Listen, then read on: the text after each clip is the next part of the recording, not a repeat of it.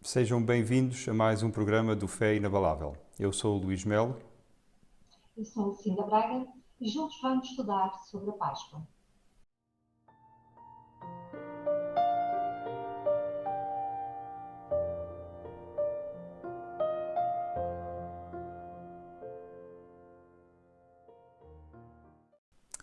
Recordamos que, apesar de tentarmos estar sempre em harmonia com os ensinamentos de a Igreja de Jesus Cristo dos Santos dos Últimos Dias, as opiniões expressas neste programa são pessoais e não vinculativas. Hoje temos como convidados especiais o casal Abel e Paula Chaves, diretamente de Frankfurt, na Alemanha, cuja disponibilidade agradecemos e a quem damos calorosas boas-vindas. Obrigada, é um prazer estar convosco, somos fãs do vosso programa. Eu quero também aproveitar para efetivamente agradecer o trabalho que vocês têm feito, excepcional, com a vossa mensagem, com os vossos testemunhos. Penso que estarei a representar muitas dezenas, se não centenas, de pessoas que vos ouvem semanalmente e que se sentem muito gratos pelas mensagens, pelos pensamentos que vocês deixam. Obrigado. Obrigado. Muito obrigada a nós. E na próxima semana, para o episódio dedicado ao estudo do Trini Convênios 3036, teremos como convidado especial o irmão João Martins, do Ramo de Guimarães. Como já é habitual, para cada episódio nós temos várias perguntas que tentamos responder durante o programa. E as 3 perguntas para este episódio são: durante quanto tempo esteve Jesus Cristo morto? A segunda pergunta é: que relação existe entre a primeira Páscoa e a morte e a ressurreição de Jesus Cristo? E a terceira pergunta é: que relação existe entre o sacramento e a expiação?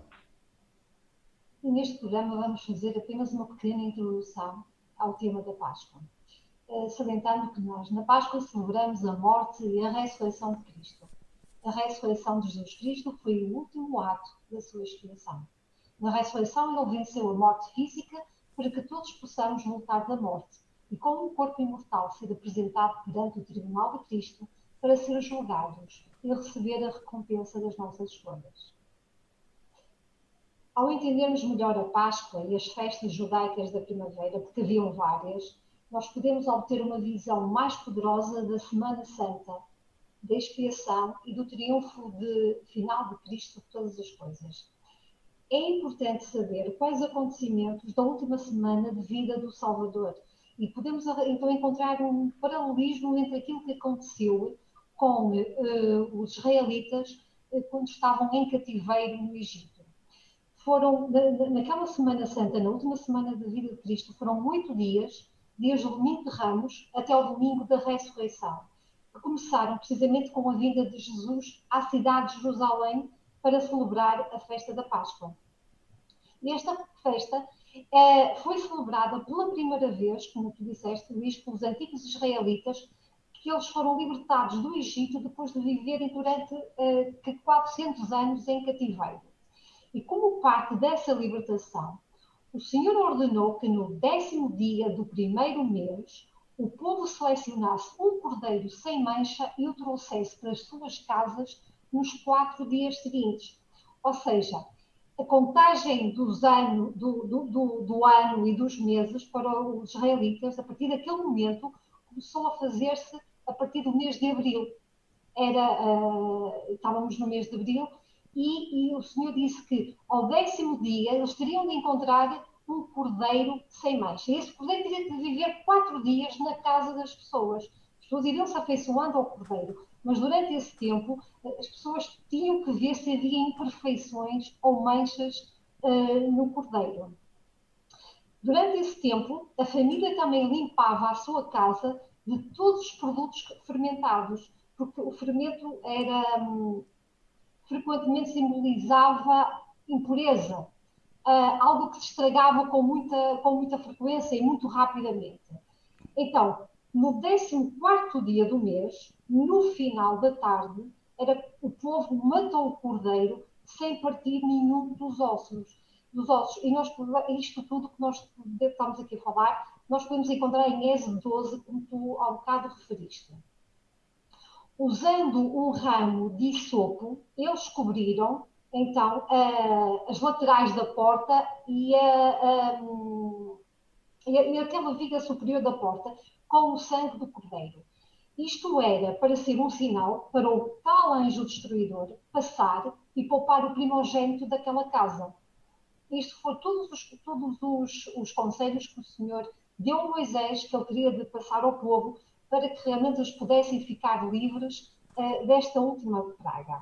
E o que é um isopo? Às vezes vim falar no isopo, eu fui ver o que é um isopo. O isopo é uma erva que ela era utilizada nos rituais de purificação dos judeus. E ela tem as folhas do isopo, elas absorvem líquido. Então o isopo era amarrado em forma de molho e era utilizado como uma espécie de brocha, pincel. Por isso é que eles conseguiram pintar com aquele ramo o umbral da porta. E também era muito utilizado para aspergir o sangue dos sacrifícios. Então, o Senhor também ordenou que a família se reunisse naquela noite e partilhassem uma refeição do cordeiro morto, pão asmo e ervas amargas. Isto está em Êxodo 12:8. Pão asmo. Para quem não sabe, pão asmo é um pão que é feito só com farinha e água, sem fermento. É um pão que não deve exceder os 18 minutos de Cozedura. assadura ou cozedura, não sei, no forno, que é assado, para garantir que a massa não fermente. Então, os israelitas não tinham tempo de pôr o pão a levedar, porque eles iriam sair depois com alguma pressa e não tinham tempo para isso. E então precisava de ser um pão feito sem fermento. Os pães asmos representavam então a pressa em deixar o Egito. As ervas amargas representavam a amargura da servidão e da escravatura. De acordo com a tradição judaica posteriormente, o vinho também fazia parte da festa, mas como símbolo de alegria e redenção. Uma vez libertada da escravidão, Israel foi ordenado a celebrar a Páscoa todos os anos, para ajudá-los a recordar a mão do Senhor em libertá-los da escravidão do Egito. Então, todos os anos, na primavera, os filhos de Israel tinham de celebrar a Páscoa, como também a festa dos pães asmos e a observância dos primeiros frutos. Eram 3 festas seguidas, eram chamadas as festas da primavera. A festa dos pães asmos começava no dia seguinte à Páscoa e durava 7 dias, sempre do dia 15 ao dia 21 desse mês, no mês de abril. Durante este período não se podia consumir durante 7 dias nenhum tipo de fermento, mais uma vez comemorando a pressa que os israelitas tiveram em deixar o Egito. A oferta dos primeiros frutos era celebrada no dia seguinte ao primeiro sábado da festa dos pães asmos. E a oferta dos primeiros frutos simbolizava a gratidão do povo, dando primeiro a Deus uma oferenda antes de gozar para si a colheita dessa época. Agora, o que é que isto tem a ver agora com aquela semana, a última semana de Cristo aqui na Terra? Segundo os evangelhos de Mateus, Marcos e Lucas, Jesus entrou em Jerusalém no dia 10 do mês, que era no dia de Ramos, o mesmo dia em que o povo estava a selecionar os seus cordeiros da Páscoa para a festa que se avizinhava. Ao mesmo tempo, no dia em que agora chamamos de Domingo de Ramos, Jesus foi recebido pelo povo, quando entrou em Jerusalém e o povo fez daquela festa toda e lançou ramos de palmeiras no chão e as suas capas, estava a selecionar o próprio cordeiro. Assim como os cordeiros estavam a ser levados para a casa de todos os judeus, porque os cordeiros só podiam ser mortos ao 4º dia, Jesus Cristo também entrou na casa de seu pai, no templo de Jerusalém. Ao mesmo tempo que os judeus limpavam as suas próprias casas de todos os produtos fermentados, ao entrar nos átrios do templo, Jesus limpou a casa de seu pai de impurezas, ao expulsar os vendilhões do templo. Os dias seguintes da Semana Santa, de segunda à quarta, foram dias em que Jesus ensinou ao povo, passando grande parte do seu tempo novamente no templo, na casa de seu pai, tal e qual como os cordeiros. Durante esse mesmo período em que os sacerdotes e o povo examinavam os cordeiros em busca de impurezas. Foi quando Jesus era abordado pelos fariseus e eles tentavam encontrar motivos para o matar. Segundo Mateus, Marcos e Lucas, na véspera do 14º dia do mês, o Salvador celebrou a refeição da Páscoa com os seus discípulos. E enquanto Jesus sentava com os seus discípulos durante a última ceia, ele tomou os símbolos da festa da Páscoa e converteu-os em símbolos da sua própria libertação, que ele logo traria. Ele tomou o pão asmo e partiu e ensinou aos seus discípulos que isso representava o seu corpo partido e que no dia seguinte seria dilacerado e ferido para o bem deles. Tomou o vinho, um símbolo de alegria e redenção, e ensinou que ele significava o seu sangue que seria derramado por eles naquela noite no Getsemane. É interessante notar que ele não incorporou as ervas amargas nos símbolos do sacramento, simbolizando que Cristo, no nosso lugar, iria consumir o cálice amargo para que pudéssemos, em vez disso, participar do cálice doce da redenção. Naquela noite, nós já sabemos, ele foi ao jardim de Getsemane e expiou e sofreu pelos nossos pecados, assim como o sangue no umbral da porta protegia a antiga Israel do anjo destruidor. O sangue de Cristo, derramado no Getsemane e na cruz, pode também proteger-nos dos efeitos do pecado e da morte. Pois nós já sabemos, pronto, os acontecimentos, que ele foi preso, foi levado perante Caifás, que era o sumo sacerdote, e aqui Cristo, o verdadeiro Cordeiro de Deus, foi condenado à morte pelo próprio homem que supervisionou todos os sacrifícios do templo. Então, sabemos que ele foi levado de Pilatos a Herodes, de Herodes a Pilatos, e então ele foi condenado à morte. Em relação aos eventos da Semana Santa, há algumas discrepâncias no tempo entre os 4 evangelhos. E uma das diferenças mais significativas é que João coloca a Páscoa no dia seguinte e não na noite da última ceia. Isto significa que, segundo João, exatamente na mesma hora em que os cordeiros da Páscoa seriam mortos no templo, ou seja, no 14º dia, era por volta das 13 e às 5 da tarde que Jesus morreu na cruz por todos os filhos de Deus. Então este simbolismo é extraordinário, porque Jesus Cristo, que era sem pecado, sem mancha, é morto na mesma hora entre os cordeiros da Páscoa. E João também observa que enquanto os outros 2 condenados tinham as pernas quebradas, Jesus não tinha nenhum osso quebrado no seu corpo. Segundo o Evangelho de João também, Jesus ressuscitou dos mortos ao mesmo tempo em que as primícias eram oferecidas no templo, cumprindo assim este aspecto da lei e, como Paulo declarou, tornando-se as primícias dos que dormiam. Então Jesus parece usar todos os aspectos das festas da primavera para ajudar os judeus a compreender o seu poder redentor e supremo. Ele é escolhido pelo povo no mesmo dia que os cordeiros da Páscoa, limpa a casa de seu pai quando o povo está a limpar as suas casas do fermento, ensina no templo, é examinado e julgado pelos próprios sacerdotes responsáveis pelos sacrifícios do templo, sofre e morre quando os cordeiros estão abatidos no templo e ressuscita dos mortos quando os primeiros frutos da colheita são oferecidos perante o Senhor. Jesus Cristo é o nosso verdadeiro Cordeiro da Páscoa. E por causa dele é que nós somos redimidos da servidão. Muito interessante. Eu gostei particularmente da relação que tu fizeste entre o sangue de Jesus Cristo e o sangue dos cordeiros que era posto na ombreira e na parte superior da porta para proteger as pessoas que viviam dentro daquela casa do anjo da morte e das consequências do pecado e das consequências da descrença. É dessa mesma forma que nós hoje temos que encarar o sacrifício expiatório de Jesus Cristo, o seu sangue, o sacramento, tomando aquele pão e neste momento a água, como os símbolos que Jesus Cristo escolheu durante a última ceia para nos fazer lembrar, para nos ungirmos a nós próprios, as nossas casas, as nossas famílias e para nos protegermos do anjo da morte, que nos poderia certamente matar espiritualmente caso nós não tomarmos sobre nós o nome de Cristo, caso nós não fizermos a renovação dos convénios com Ele durante o sacramento. Ainda há pouco tempo, o Helder Teixeira, num devocional do BYU, ele disse: não precisamos de fazer a quarentena espiritual com tantas ferramentas que temos ao nosso dispor. Nesta altura difícil que todos nós estamos a viver, esta Páscoa vai ter um sabor diferente, não é? Porque Jesus Cristo está connosco. Isso vai tudo depender de nós.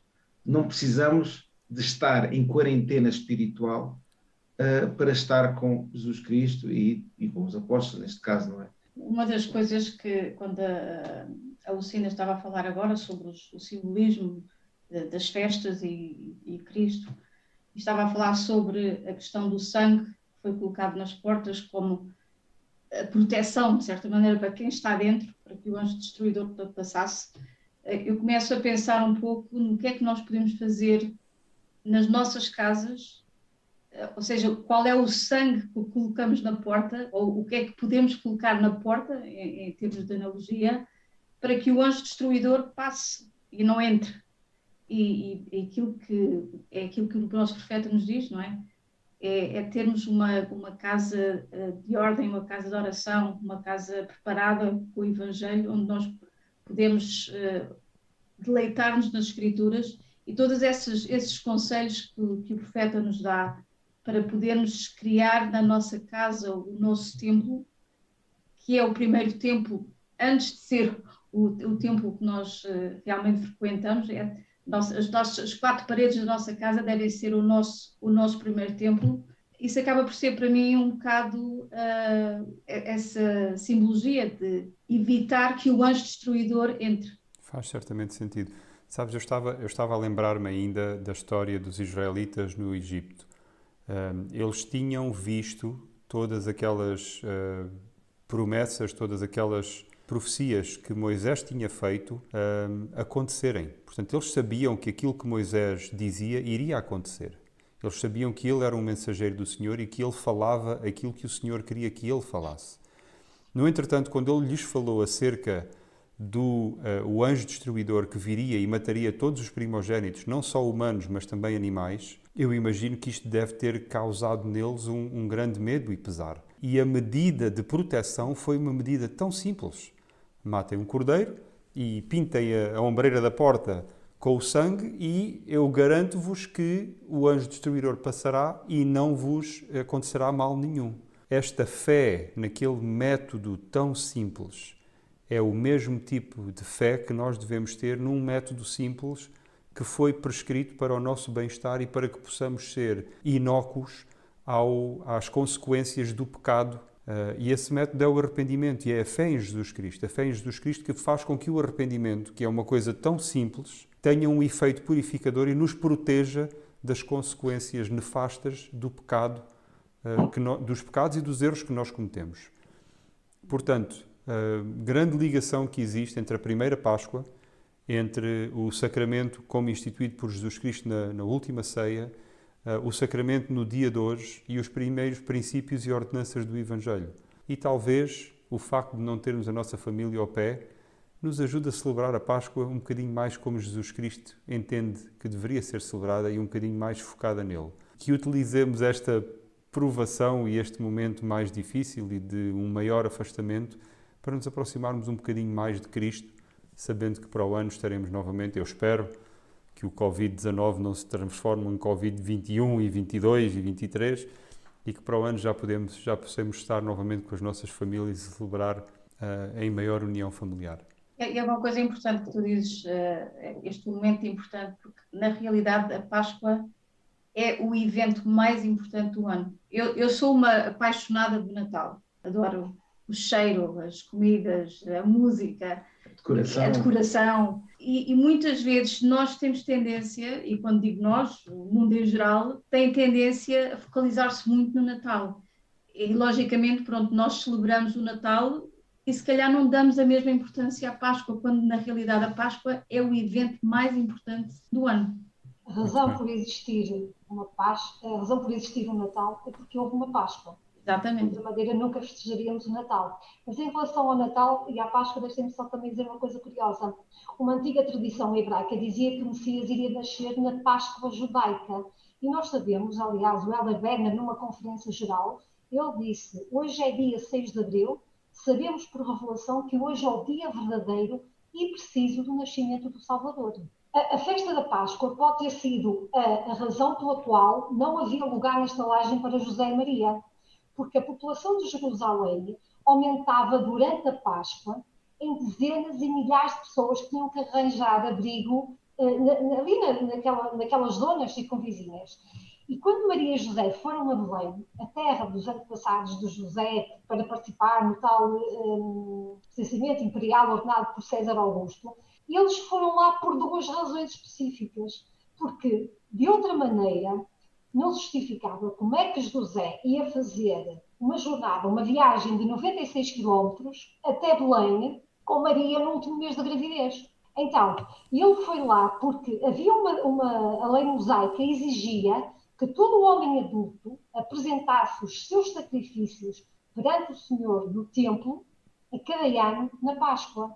Porque o recenseamento, embora eles tivessem que ir, e era obrigatório eles terem que ir a Belém para se recensear e apresentar as suas propriedades para que depois os impostos pudessem ser cobrados, mas não, eles quiseram ir naquela altura porque queriam ir ao templo e ao mesmo tempo fazer o recenseamento, porque de Jerusalém a Belém eram apenas 8 quilómetros. E ele então fez essas duas coisas numa só viagem. Mas o curioso, como a irmã Paula estava a falar, é que nós valorizamos tão pouco a Páscoa e esquecemos que Jesus Cristo não só morreu na Páscoa, como também nasceu na Páscoa.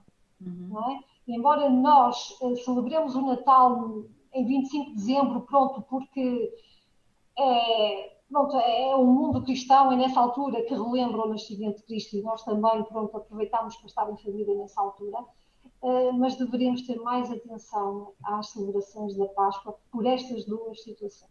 Em Mateus 26, os versículos 38 e 39 falam-nos um pouco acerca da primeira parte da expiação de Jesus Cristo. O momento em que ele, depois da última ceia, eles cantam um hino, e esta parte para mim é uma das coisas minhas favoritas, que ele preparou-se para este momento mais difícil da sua vida cantando um hino. E isso fala volumes acerca da importância dos hinos e do impacto positivo que eles nos podem dar nas nossas vidas quando estamos a passar por momentos difíceis ou para nos preparar para momentos difíceis.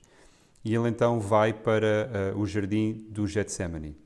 E no jardim do Getsemane todos os evangelhos têm um relato acerca daquilo que lá aconteceu.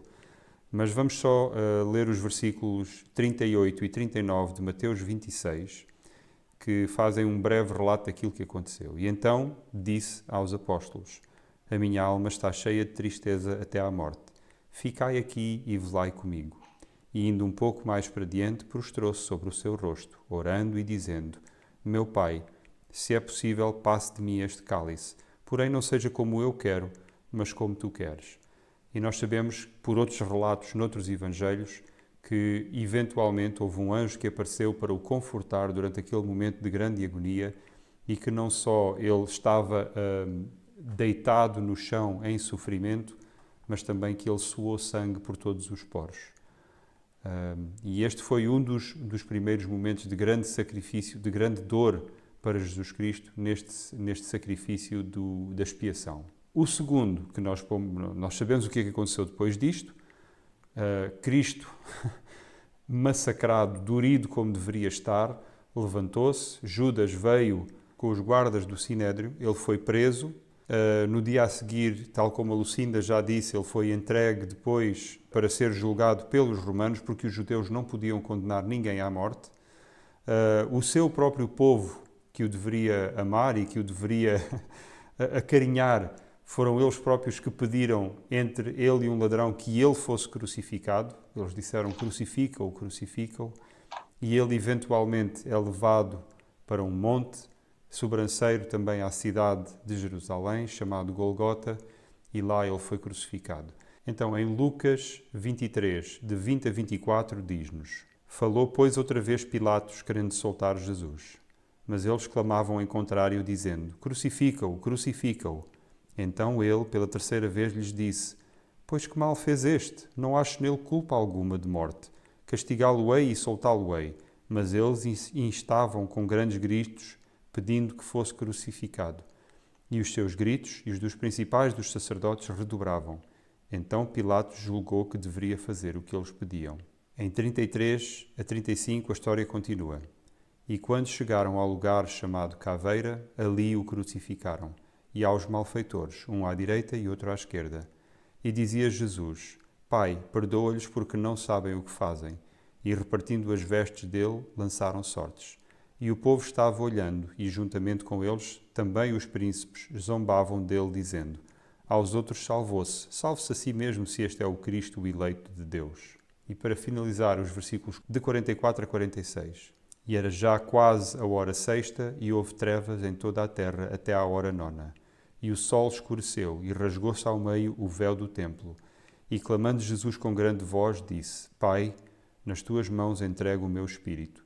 E havendo dito isto, expirou. Indo um pouco atrás, é interessante ver o facto de o local onde foi, era um jardim de oliveiras, não é? Era ali que as azeitonas eram prensadas e extraía-se o óleo e o alimento dali. Esse jardim das oliveiras em hebraico tem o significado de Getsemane ou Getsemane.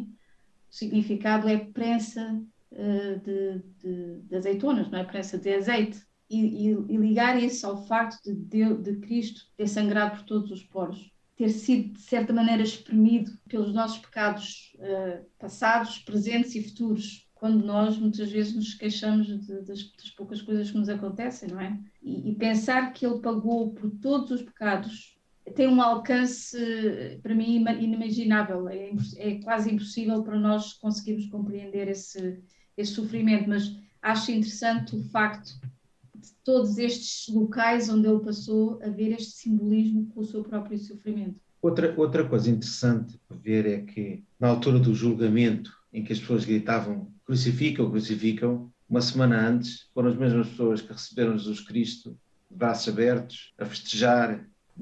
Às vezes a alteração e como é que as pessoas podem mudar tanto em tão pouco tempo. E isto às vezes faz-nos pensar como é que nós nos posicionamos se estivéssemos lá. Estaríamos com certeza a agraciá-lo e a recebê-lo com as palmeiras, e na altura do julgamento, será que também estaríamos a fazer coro por receio de pressão, porque os nossos amigos possam ver que a gente possa ter uma ideia diferente e então iríamos seguir, digamos, com o grupo e também gritar? Portanto, é uma coisa interessante, não é? Que deve nos levar a pensar e a ponderar. É interessante lembrarmos que a lei judaica, que foi dada a um povo de dura cerviz, prescrevia sacrifícios para quase todos os tipos de pecados. Fizesses isto, tens que fazer isto. Fizeste aquilo, tens que fazer aquilo outro. E era através destes atos que eles se ilibavam da culpa, que eles se limpavam das consequências dos erros que cometiam. E é engraçado que nós, por vezes, ficamos também nós próprios tão agarrados àquilo que Jesus Cristo caracterizou como as obras mortas, quando aquilo que realmente importa, aquilo que está vivo, é o próprio Cristo e os frutos do seu sacrifício expiatório, que sobre nós trazemos através do arrependimento. E que, mais uma vez, e nunca me cansarei de frisar este ponto, que o arrependimento é mais do que um conjunto de passos. O arrependimento é a mudança interior que faz com que aquela ação que a nós, numa altura, pareceu uma tão boa ideia e pareceu que nos iria trazer uma tão grande quantia de prazer, se torne uma coisa horrorosa à nossa vista. Que aquilo deixe de fazer parte de nós e nós sejamos, por ausência daquele erro, novas criaturas, melhores pessoas, por causa do sacrifício de Jesus Cristo. É interessante quando falaste sobre a questão do arrependimento, porque essa é, na realidade, a única condição para que nós possamos viver um dia com Ele. E quando pensamos em todo o sofrimento, em tudo aquilo que Ele passou por nós, e essa é a única coisa que Ele nos pede. Quando nós, muitas vezes, associamos a palavra arrependimento a uma coisa negativa, que na realidade não é. O arrependimento é uma coisa heroica, de certa maneira, é uma fortaleza, é um ato de coragem e deve ser visto de uma forma positiva, não de uma forma negativa. O Elder Holland, por acaso, ele diz aqui num discurso que ele fez em 2015, em abril de 2015, com o título Perdão, Justiça e Redenção.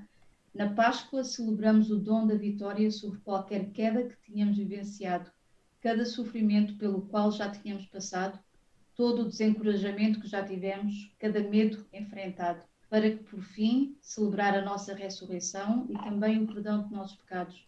Essa vitória está disponível para nós devido aos acontecimentos que ocorreram em um final de semana há aproximadamente 2 milénios em Jerusalém. O Luís falou uma coisa há pouco muito interessante, que tem a ver com os princípios do Evangelho, não é?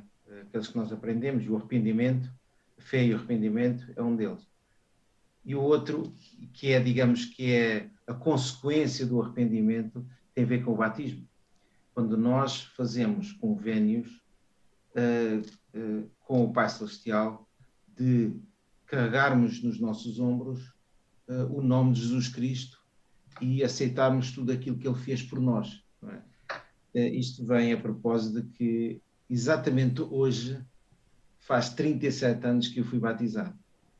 E eu muitas vezes lembro-me, e isto perto da Páscoa, eu tenho uma grande ligação com a Páscoa, porque eu sempre andei à procura de respostas, sempre andei à procura de respostas, e na criação que eu tive dentro da igreja, que é, digamos, que a igreja tradicional da maioria dos portugueses, aprendemos a ter uma visão da Páscoa muito interessante. Mas a minha visão do Evangelho parece que só chegava até à crucificação. Depois da crucificação não havia mais nada. E quando conheci a igreja e aprendi os princípios do Evangelho e tive este testemunho de fazer convénios com o Pai Celestial através do batismo, eu cheguei ao domingo. Eu passei da sexta-feira e cheguei ao domingo. Eu tive há uns anos, há 3 anos, levei um grupo de alunos meus a participar num festival de música em Salzburgo. E era um grupo grande, não é? de alunos de várias partes do mundo. E, como parte do programa daquela semana, fomos agraciados com um concerto privado de órgão com o mais famoso organista austríaco. Então fomos para uma catedral, eles abriram a catedral de propósito para nós, às 8 da noite, e os alunos entraram todos, e eles sentaram-se logo nas primeiras filas, e que é logo à entrada, e eu, como fui o último a entrar, entrei, fecharam a porta, e eu tive que me sentar mesmo lá à frente, em frente ao altar. Mesmo em frente ao altar. O órgão fica atrás, não é? O órgão e o organista está lá atrás, mas a gente não vê, não andamos assim a andar para trás. E então, em frente, estava o altar, e mesmo por trás do altar havia uma estátua enorme de Jesus Cristo na cruz, mas uma coisa gigantesca. O concerto demorou meia hora. É um concerto lindíssimo. Eu gosto muito do órgão e foi um concerto fenomenal. Mas é um concerto que só no final que se bateu palmas. Durante meia hora ouviu-se, não só havia uma mosca. Então, eu durante meia hora estive em frente ao altar a estudar cada detalhe daquela escultura de Jesus Cristo na cruz. E a minha mente voltou outra vez à altura em que eu ouvi falar do Evangelho de Jesus Cristo e apercebi-me da dimensão que a ressurreição teve na humanidade e teve esse impacto em mim. E durante aquela meia hora lembrei-me da minha conversão e a pensar, eu parece que nunca conseguia ultrapassar a sexta-feira, a crucificação, a gente era triste, era melancólico, era cinzento, não é? E eu estava, pronto, eu cheguei até ali e o Evangelho abriu umas portas até domingo. E eu estava ali durante aquela meia hora e quase que a querer levantar-me, olhar para as pessoas e dizer: isto que está aqui representa só uma parte do Evangelho de Jesus Cristo, mas deixa-me contar a segunda parte. E é aquela vontade de lhes contar em relação à ressurreição. Continuando ainda com este sacrifício que Jesus Cristo fez, e vamos estudar aqui um bocadinho de história. Lendo agora em Lucas 23, os versículos de 50 até 56. E eis que um homem, por nome José, membro do Sinédrio, homem de bem e justo, que não tinha consentido no desígnio deles, nem nos seus atos, que era de Arimateia, cidade dos judeus, e que também esperava o reino de Deus, esse, chegando a Pilatos, pediu o corpo de Jesus. E, havendo-o tirado, envolveu-o num lençol, e pô-lo num sepulcro lavrado numa penha, onde ninguém ainda havia sido posto.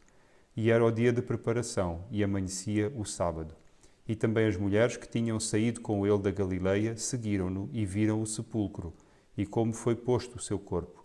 E voltando elas, prepararam especiarias e ungüentos, e no sábado repousaram conforme o mandamento. Então, Jesus Cristo foi crucificado na sexta-feira e, ao contrário da maior parte das pessoas que eram crucificadas, ele morreu antes do fim do dia. No sábado, que era o dia sagrado dos judeus, José de Arimateia pediu a Pilatos que, depois do soldado furar Jesus Cristo com a lança e ter saído água do seu lado, com um sinal claro de que ele estava morto, não tiveram que se lhe partir as pernas, e ele pediu a Pilatos que lhe desse o corpo para que ele pudesse ser sepultado. Ele foi sepultado às pressas. As mulheres que queriam ungir o corpo, que queriam fazer todos os preparatórios para um sepultamento condigno, não o puderam fazer porque o sábado aproximava-se. No sábado nada fizeram e agora vamos para o domingo. E desta vez, em vez de lermos em Lucas, vamos ler em João, no capítulo 20, os versículos de 1 a 16. Lucinda, queres fazer-nos esse favor? E no primeiro dia da semana, Maria Madalena foi ao sepulcro de madrugada, sendo ainda escuro, e viu a pedra já tirada do sepulcro. Correu, pois, e foi a Simão Pedro e ao outro discípulo, a quem Jesus amava, e disse-lhes: Levaram o Senhor do sepulcro e não sabemos onde o puseram. Então Pedro saiu com o outro discípulo e foram ao sepulcro. E estes dois corriam juntos, porém o outro discípulo correu mais apressadamente do que Pedro e chegou primeiro ao sepulcro. E baixando-se, viu ali os lençóis, todavia não entrou. Chegou, pois, Simão Pedro, que o seguia, e entrou no sepulcro, e viu ali os lençóis. E o lenço que tinha sido posto sobre a sua cabeça não estava com os lençóis, mas enrolado num lugar à parte. Então entrou também um outro discípulo, que chegara primeiro ao sepulcro, e viu e creu, porque ainda não tinham compreendido a Escritura que era necessário que ele ressuscitasse os mortos. Retornaram, pois, os discípulos para casa. E Maria estava chorando fora, junto ao sepulcro. Estando ela, pois, chorando, abaixou-se para o interior do sepulcro. E viu dois anjos vestidos de branco, assentados onde jazera o corpo de Jesus, um à cabeceira e outro aos pés. E disseram-lhe eles: Mulher, por que choras? Ela disse-lhes: Porque levaram o meu Senhor, e não sei onde puseram. E tendo dito isso, voltou-se para trás, e viu Jesus em pé, porém não sabia que era Jesus. Disse-lhe Jesus: Mulher, por que choras? Quem buscas? Ela, cuidando que era o hortelão, disse-lhe: Senhor, se tu o levaste, diz-me onde o puseste e eu o levarei. Disse-lhe Jesus: Maria. Ela, voltando-se, disse-lhe: Rabone, quer dizer mestre. Então Maria foi a primeira pessoa que viu Jesus Cristo ressurreto e que o reconheceu. E é importante aqui ver que não foi fácil reconhecer Jesus. Ela olhou inicialmente para ele e não o reconheceu, mas depois, quando ele lhe falou, ela reconheceu. Para mim é lindo nós lermos aquilo que sucedeu e a esperança que este relato nos traz à nossa própria vida. Um dos factos relatados no livro de Lucas, no capítulo 24, quando Jesus Cristo caminhou com os discípulos na estrada para Emaús. Portanto, eles estavam a caminhar e, de repente, Jesus Cristo junta-se a eles e começam a conversar. E no 16, no versículo 16 diz: Mas os olhos deles estavam impedidos de o reconhecerem. Portanto, eles estavam tristes. Jesus Cristo achou, pronto, eles estavam a caminhar, estavam tristes. E uma das razões porque não o reconheceram é porque os olhos deles estavam impedidos, estavam para baixo, estavam tristes. No versículo 19, 19, 20, 21, 22, Jesus Cristo faz a pergunta: mas o que é que está a passar? E eles perguntam-lhe: então, mas tu não tens ouvido as notícias? Não soubeste o que é que se passou? E disseram-lhes exatamente o que é que se tinha passado, contaram a história toda. Isto mostra que eles conheciam a história. Portanto, eles conheciam a doutrina, mas não a entendiam. A gente pode conhecer uma coisa, mas não entender. E isto aconteceu com estes discípulos. Eles conheciam a história, conheciam o que é que se tinha passado, mas não estavam a entender. E então, no versículo 25, e ele lhes disse: honestos e tardos de coração, para crer em tudo que os profetas disseram. E depois, no 30 e 31, temos aqui uma coisa muito interessante. Foi quando então os olhos deles se abriram. E abriram quando? Quando Jesus Cristo estava partilhar o sacramento com eles. Não é? Depois de eles tomarem o sacramento, depois de Jesus Cristo ter partido o pão, eles terem tomado o sacramento, é que os olhos deles se abriram. E qual é a analogia que nós podemos estabelecer aqui? Às vezes, por causa das vicissitudes da nossa vida, nós temos a tendência a olhar para baixo, pensar que os nossos problemas, os nossos desafios são demasiado grandes, que nós não os podemos suportar, e então deixamos que essa carga nos faça olhar para baixo. Da mesma maneira que os discípulos não o puderam reconhecer porque os olhos estavam fixados em baixo. Isso também acontece connosco. Muitas vezes temos alguma dificuldade em reconhecer Jesus Cristo a caminhar connosco na nossa estrada para Emaús, na nossa estrada pessoal que nós fazemos, mas independentemente de conhecermos a doutrina, como muitos conhecem, não é? Mas termos dificuldade em entender essa doutrina. E só quando tomamos o sacramento, isso acontece muitas vezes, e daí a necessidade de nós renovarmos este entendimento todos os domingos, para que os nossos olhos possam realmente abrir e possamos entender que nem tudo aquilo que nos acontece é mau, e aquilo que nos acontece tem um propósito para a nossa vida, um propósito de nos fortalecer, nos levar a sermos humildes, para que realmente possamos perceber o plano que Deus tem para nós. Não é? Portanto, esta história tem esta analogia muito interessante. Mais uma vez, como eu disse, às vezes pensamos que Jesus Cristo não está a caminhar connosco com os nossos problemas, mas Ele está lá. Precisamos de abrir os olhos. Eu gostei dessa analogia que tu fizeste de nós, por vezes, com os nossos problemas, nos focarmos a olhar para baixo. Um pouco mais acima também existe um problema. É que, por vezes, procuramos a solução dos nossos problemas ao mesmo nível que nós estamos e olhamos para os nossos pares como se eles fossem a fonte da solução para os nossos problemas. Na verdade, para onde nós temos que olhar é para cima, para Cristo. Portanto, não é para baixo, não é para o lado, é para cima. É de lá que vem a solução. E os versículos 30 e 31 são um exemplo perfeito de onde nós podemos ir buscar a solução aos nossos problemas. É durante o sacramento, é na renovação de convénios, é ao fazer novos convénios que nós vamos conseguir reconhecer Jesus Cristo, reconhecer a sua palavra e reconhecer aquilo que Ele quer para nós na nossa vida. Temos que nos lembrar que, como é dito em Moisés 1,39, nós somos a obra e a glória dele. E Ele vai nos dar atenção, e Ele vai nos dar respostas, e nele temos que ter fé. E quando fazemos isso, por causa de todos os atos, por causa deste sofrimento ao qual Ele voluntariamente se submeteu em nosso benefício, nós podemos ter o amor, podemos ter os conselhos deste ser que tanto fez por nós, que continua a fazer. E uma coisa que me estava a lembrar agora, quando Cristo visita os nefitas, no capítulo 11 de 3º Nefi, acontece uma coisa interessante também, em que aprendemos mais uma vez que Cristo fala connosco, mas a nossa ação, e se te lembras bem do que aconteceu com os nefitas, acho que foram 3 vezes que o Salvador falou. Ele não mudou o tom de voz, ele sempre falou da mesma maneira, mas houve uma diferença na recepção das pessoas. Eles abriram os olhos, ao final eles abriram os olhos e olharam, e foi a ação deles que permitiu que eles pudessem reconhecer o que é que estava a passar.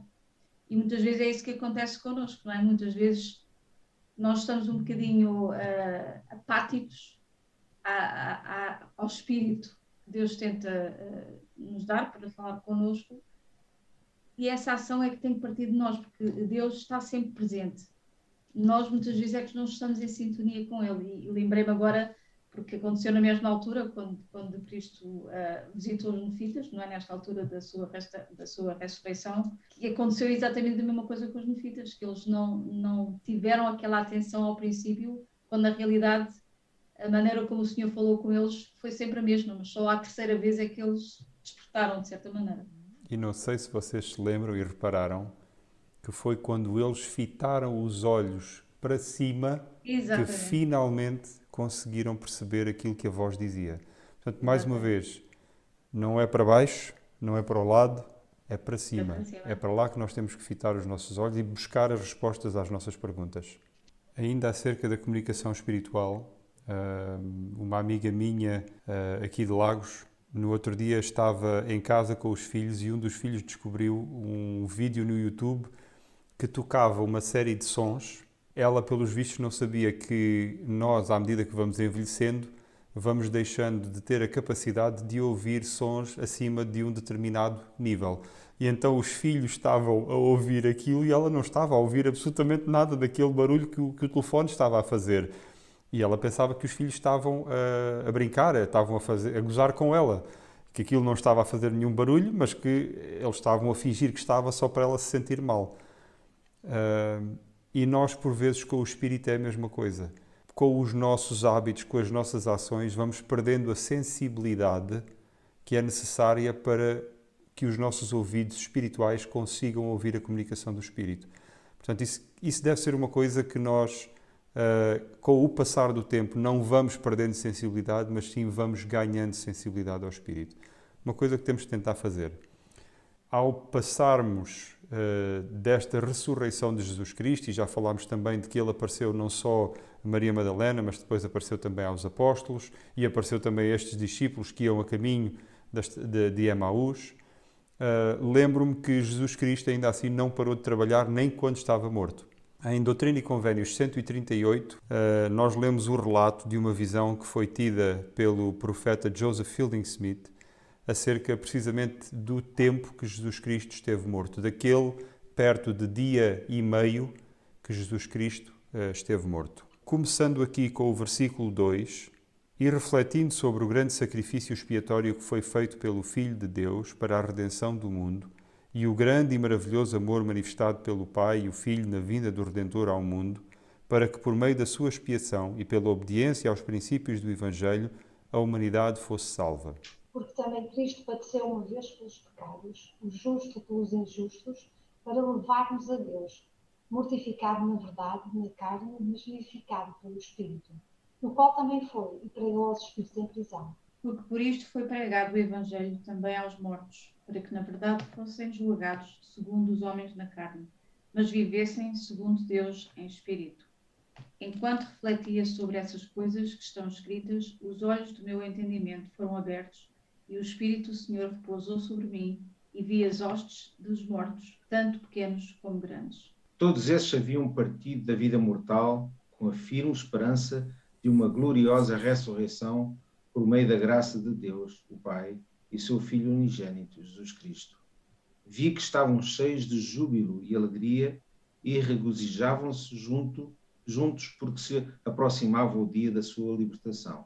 Estavam reunidos, aguardando a chegada do Filho de Deus ao mundo dos espíritos, para declarar a sua redenção das ligaduras da morte. Enquanto essa vasta multidão esperava e conversava, regozijando-se pela hora da sua libertação das cadeias da morte, o Filho de Deus apareceu, anunciando a liberdade aos cativos que tinham sido fiéis.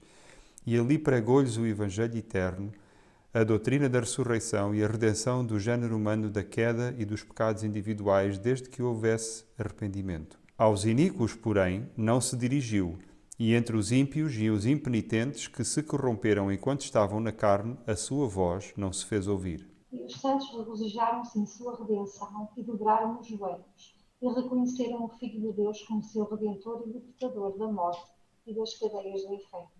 Seus semblantes brilhavam e a resplandecência da presença do Senhor repousou sobre eles, e cantaram louvores a seu santo nome. Os versículos 14 a 16 que o Abel leu fazem-me lembrar de um episódio na minha vida, e foi um episódio muito tocante. O meu filho, uma vez, estava a andar de bicicleta, e ele andava muito bem de bicicleta já com 4 anos de idade. E ele, ao fazer uma curva mais arrojada, o pneu da frente escorregou e ele caiu, e apesar de ter um capacete, fez uma pequena feridazinha no lábio e estava a chorar inconsolavelmente. E eu fui a correr para ele, claro, e agarrei-o e sentei-o no meu colo, e estive ali um bocadinho e ele abraçado a mim. E a mim pareceu-me que aquele choro já era um pouco mais do que somente causado pela queda que ele tinha dado. E ele continuava muito agarrado a mim. E às tantas ele, numa vozinha muito meiga e entre soluços, disse: "Pai, eu não quero que tu morras." E aquelas palavras apanharam-me de surpresa. Eu fiquei: de onde é que veio isto agora? mas reconheci naquele momento a oportunidade de explicar ao meu filho precisamente aquilo que está aqui descrito nesta secção. Enquanto Maria Madalena, enquanto os apóstolos, enquanto todos os seguidores de Jesus Cristo na terra lamentavam a sua morte, estes espíritos estavam com ansiedade e felicidade à espera que ele chegasse para lhes anunciar o fim da sua provação. E eu tive a oportunidade de ensinar ao meu filho: filho, um dia quando eu for, tu vais certamente ficar triste, mas de certeza que a avó que já vai estar do outro lado à minha espera vai ficar muito contente e vão fazer uma festa para a minha chegada. E eu vou organizar também uma festa um dia para quando tu vieres ter comigo. E eu consegui ensinar estes princípios de que o nascimento foi certamente para aqueles que ficaram no mundo espiritual pré-mortal um momento triste porque se afastaram de um amigo, de um irmão que veio nascer na terra, mas para aqueles que o estavam cá a receber foi um momento de alegria. E da mesma maneira a morte é triste para aquele que deixamos para trás, mas um momento de alegria e de regozijo para aqueles que vamos reencontrar.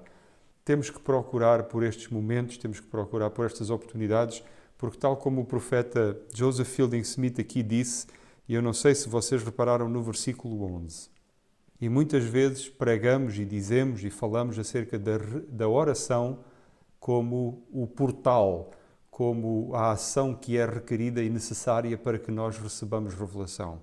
No entretanto, aqui, o profeta Joseph Fielding Smith diz que esta porta para a revelação que nós temos que abrir é a meditação.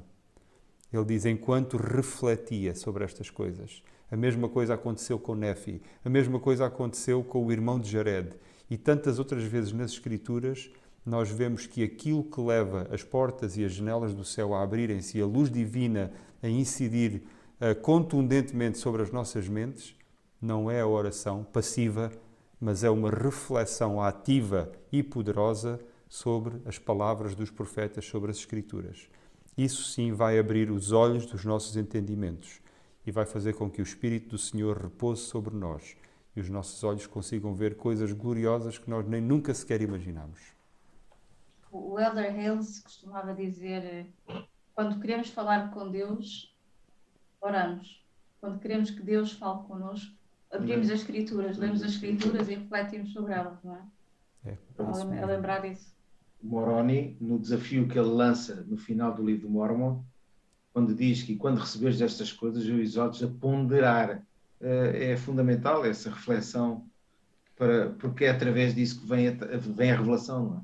E é só nessa altura também que acontece aquilo que as Escrituras também diz, que é banquetearmos nas Escrituras. Muitas vezes as pessoas comentam e dizem, eu não sei como é que se consegue como é que é possível ter este desejo de ler as Escrituras, eu fico com sono, é uma coisa tão aborrecida, e eu começo a pensar, é porque ainda não experimentaste este banquete, porque quando lemos, não lemos, não é a questão de ler, mas quando estudamos, que aí é que é a questão, o ler não traz esse banquete, mas é o estudar, o ponderar, o ponderar, é o né? refletir que traz esse banquete, e só nessa altura é que se ganha esse gosto. Até fazermos isso, pronto, não há essa experiência, não é? Há uma escritura que eu gostava de partilhar também no capítulo 16 de Mosias, no versículos 7 e 8, que diz o seguinte: e se Cristo não houvesse ressuscitado dos mortos, nem rompido as ligaduras da morte, para que a sepultura não tivesse vitória, nem aguilhão tivesse a morte, não poderia ter havido ressurreição. Há, porém, uma ressurreição, portanto a sepultura não tem vitória, e o aguilhão da morte é desfeito em Cristo. É uma altura em que estamos a celebrar esta vitória, nestas próximas semanas em que vamos celebrar a Páscoa, e vamos certamente ter um banquete espiritual que vai culminar com o domingo de Páscoa, no fim de semana de Páscoa, que é a Conferência Geral.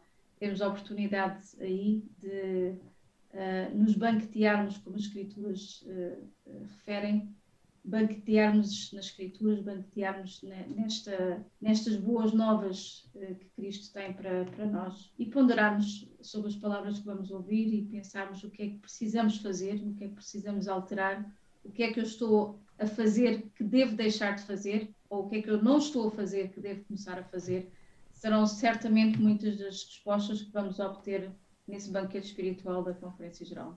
Obrigada, irmã Paula. E da nossa parte, nós despedimos, dizendo uma vez mais, foi um prazer estar convosco, casal Abel e Paula Chaves. Muito obrigada pelos vossos comentários, pelas vossas partilhas, pelos vossos conhecimentos e também queremos dizer que foi um prazer estar convosco, está aí desse lado. E lembrando que se desejarem obter um documento com todo o conteúdo que aqui foi apresentado, enviem-nos, por favor, um e-mail para o seguinte endereço: fé.inabalável.sud@gmail.com. E solicitamos ainda que subscrevam o nosso canal e o partilhem entre os vossos contactos. Voltamos para a semana com mais um programa do Fé Inabalável. Até para a semana. Até para a Muito semana. obrigada. Até para a semana.